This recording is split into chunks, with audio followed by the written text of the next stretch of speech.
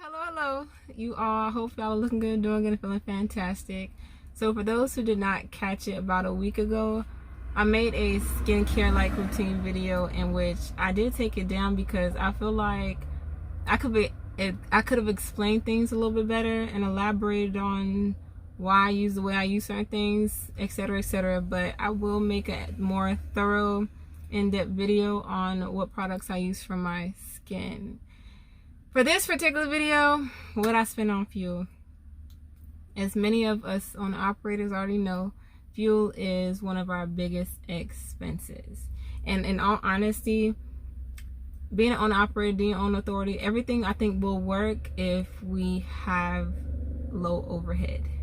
So for those who don't know, I took a break from intermodal for the moment, mainly because if I'm pulling certain weights that are exceeding 40,000 pounds, if I'm having so much strain put on my truck, then I need all the profits.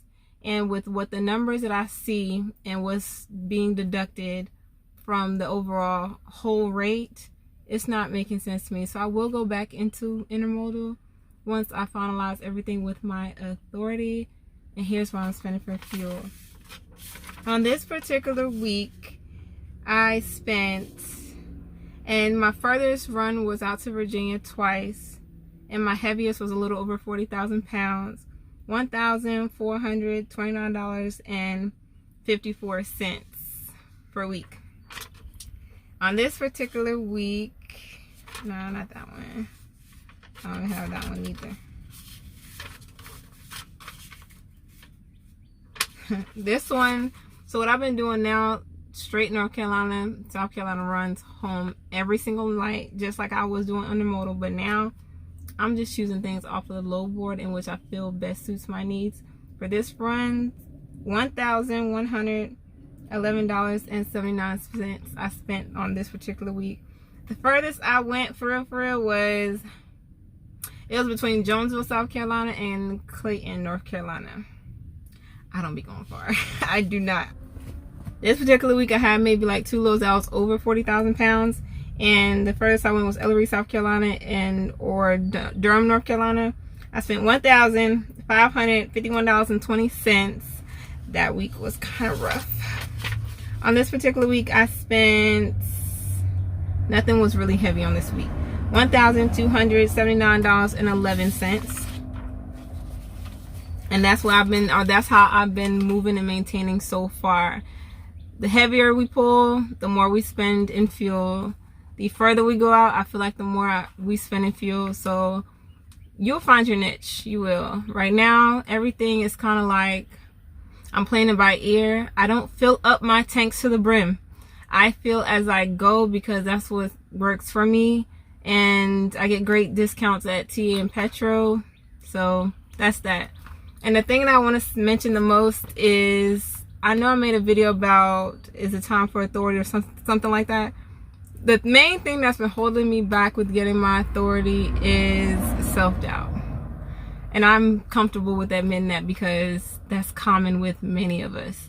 I've doubted myself on how far I've wanted to take my business endeavors within this industry. And getting your authority is a lot more responsibility, but I feel like it can also be rewarding, especially if we know what we're doing with it.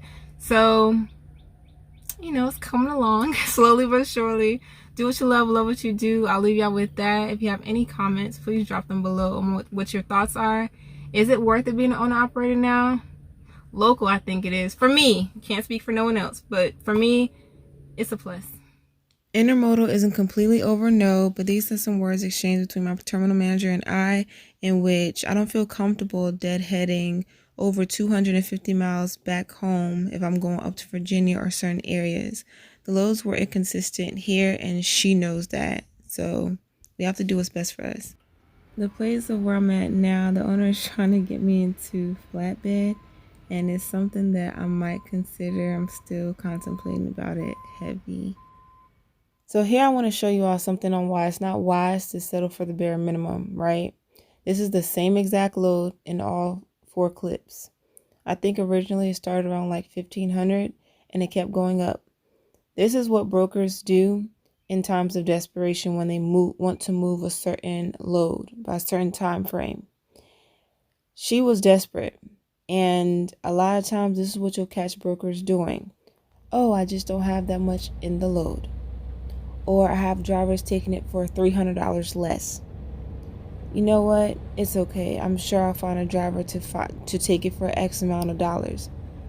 Why settle for the bare minimum when you can exceed your own expectations? Now, to each their own.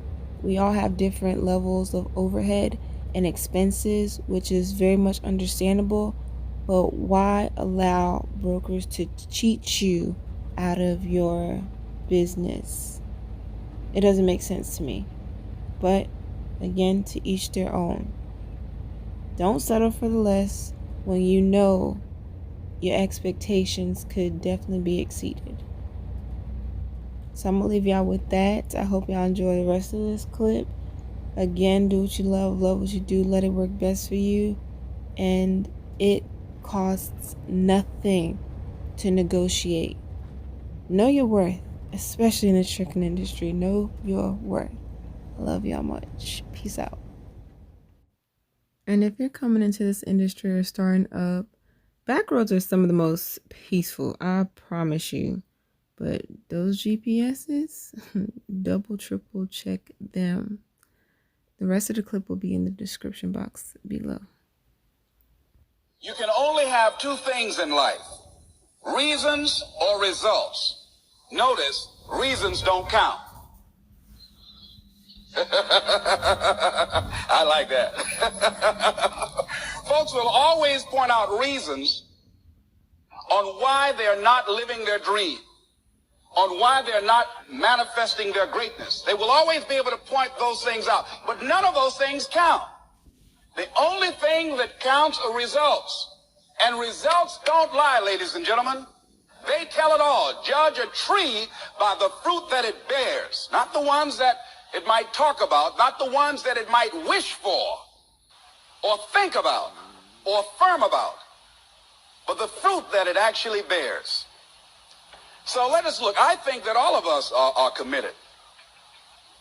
But I think that some of us are producing results in our lives that level of commitment brings that we particularly don't like or find distasteful. I don't think that as a participant in life, you cannot be committed. You're either committed to mediocrity or you're committed to greatness. You're either committed to being productive or you're committed to being non-productive. You're committed to being happy or you're committed to being unhappy. See, whatever you're doing, however you spend your time, that tells you who you are. So think about what it is you like to create in your life experience. Once I look at how you commit your time, once I do an evaluation on how you spend your time, I can tell you exactly what you're committed to. People that say they have dreams or want to open a business or want to do something differently than what they're now doing, they don't like their jobs, they're unhappy, they're unfulfilled. People who say they want to improve their income level, look at how they spend their time. How they spend their time, the commitment of their time, how they use that will really tell the truth. People who said, I'd like to do better, but you don't find them in vocational or technical schools, upgrading their skills and their knowledge, how they spend their time, that will tell you what's going on. People who say they want to normalize their weight, they want to be healthy, but every time you see them, they're eating, that will tell you that they're committed to being obese for the rest of their lives. People tell you they want to stop smoking and they're lighting up at that time.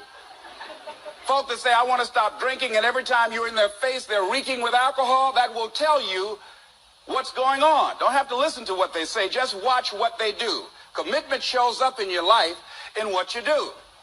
On the other hand, you can make the commitment to your life that you don't like the results that you have and that you're going to do something about it. See, that power is available to all of us. People who look at life and decide, I want something different for myself. Carol Hatfield. Carol lives in Detroit, single mother, decided that she wanted to go into her own business, did not have enough money to do it. She wanted to have a health food store. She sold her car and used the money to start in a little storefront, a little hole in the wall. She rode to work on a bicycle. And then when she got enough money, she bought a motor scooter and did that for a long time. She's now a very successful person. She now has 3 health food stores. She said it was hard. It's a struggle, Les. She said, but I did it. She said, I made the commitment to do it, and I did it. Why is it that people are frightened by commitment? Because when you say the word commitment, that intimidates a lot of people. Why? Because it means you have to deliver. See, most people, you ask them, hey, look here, I'd like for you to do this. They'll say, I'll try. I'll try means that is my escape clause. When I don't come through, it's really a polite no. I don't have the courage to tell you no, so I'll tell you I'll try. Hey, look here, I need you to come to this meeting. I'll try. I say, what do you mean? You're going to lean toward the meeting? Try and sit down. You either do or you don't. Try and take this pencil out of my hand. You either do or you don't. There's no such thing as try. So most people like to use that language. They don't want to commit themselves because commitment means, among many things, no excuse is acceptable. That's what it means. No excuse. That if you decided that you're going to do this, if it becomes hard, then do it hard. If it's difficult, so what? If it's inconvenient, so what? See, a lot of people made a commitment to come here tonight, but they looked outside and said, it's raining. The temperature dropped. It's cold outside. And they decide to give up on their commitment. And that's how people do about their dreams. They don't honor their commitment to themselves. Let me tell you what happens when you don't keep your commitment. Number one, it begins to deplete your self-esteem and it erodes your self-image. It weakens your faith in yourself. You don't feel good when you don't keep your commitments. The other thing is that you begin to develop weak relationships with people. People begin to realize they can't depend upon you. They can't rely on you because you won't keep your word.